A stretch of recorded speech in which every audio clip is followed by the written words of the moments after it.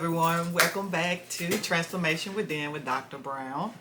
I'm doing my next video. This video that's on emotions is following up after the videos prior that was on thoughts. Yeah, remember we was going to do the thoughts, emotions, and behaviors. So now we've moved on to emotions, and I want to talk about what are emotions and how do we identify them or describe them, or know things that are in line with emotion dysregulation type of thing. So let's start with what are emotions. Emotion is a complex psychological state that involves three distinct components. One is a subjective experience, two is a physiological response, and three is a behavioral or expressive response.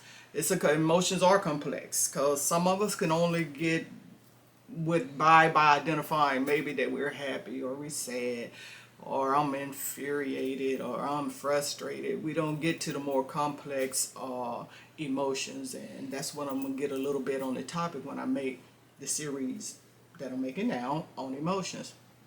Let's move on to emotional dysregulations. What are signs of those when we have difficulty identifying or describing our emotions? So there's an error and a problem with that in and of itself. So when we get to understanding what's going on with our bodies, how our mind, thoughts is connected to our emotions, the physiological response that like anxiety, the increased heart rate, the sweaty palms, the sweat, when you start to rise in the voice, and the behaviors of crying or smiling or laughing, depending on what emotion that you're experiencing.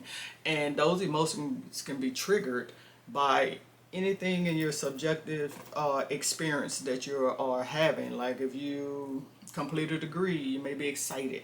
You'll see the behavior response or the facial expressions of joy and happiness. If someone suffers from a loss and you lose someone, you see the crying or the tears or the sadness. It's all interconnected from the complexities that I mentioned earlier with the three components. When you're having signs of emotion dysregulation, some of those signs could be overly intense emotions, like something that may be worthy of you being a little frustrated, but you're on your meter, you go from 0 to 100 just like that over something small. Emotionally dysregulated. Impulsive behavior, being impulsive, having impulsivity is a sign of emotion dysregulation.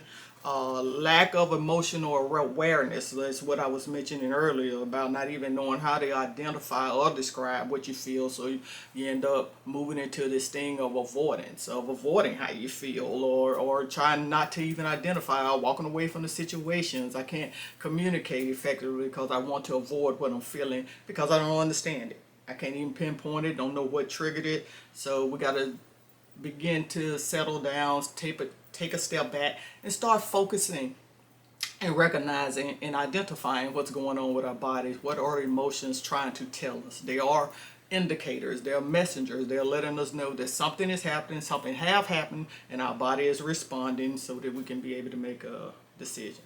And as I mentioned about decision, a sign of emotion dysregulation is the lack or the ability to make decisions. You be very indecisive. You have difficulty making decisions. There's a such thing as I changed my mind, and then there's a such thing as being indecisive.